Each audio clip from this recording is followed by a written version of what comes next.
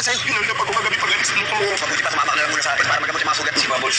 Oh! Gano'n pa kayo matalo ulit? Kapag na Bubbles, ipapanalo ko laban. Kailangan na lang talaga kapag mahulog mo yung level. Masaya nga si Marites noong pinuntahan siya ni Tanggol sa palengke para kamustahin, pero hindi niya nagawang ikwento kay Tanggol ang kanyang pinagdadaanan. Sinabi niya pang maayos lang daw ang lagay nila sa bahay. Hindi niya sasabihin kay Tanggol na dalawa na ang asawa ni Rigor. Samantala, malalaman naman ni Tanggol ang nangyari kay Prida.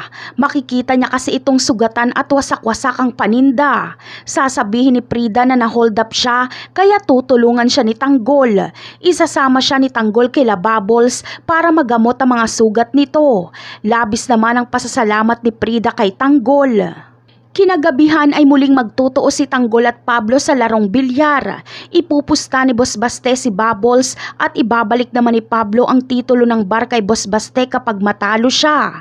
Sa kagustuhan ni Pablo na makuha si Bubbles ay papayag siya. Papayag din si Bubbles kahit siya ang nakataya dahil ito lang ang paraan para manatili silang may trabaho. Kaya sa gaganaping laro ay kakabahan ang lahat, mahigpit at dikit ang laban. Sa bandang huli ay panalo si Tanggol at talo si Pablo. Malamang ay dito na makakasagupan nila Tanggol sila Pablo dahil siguradong hindi tatanggap ng pagkatalo si Pablo. Mawawala na kasi sa kanya si Bubbles, kaya abangan na lang natin ang mga kaganapan na ito. Bye!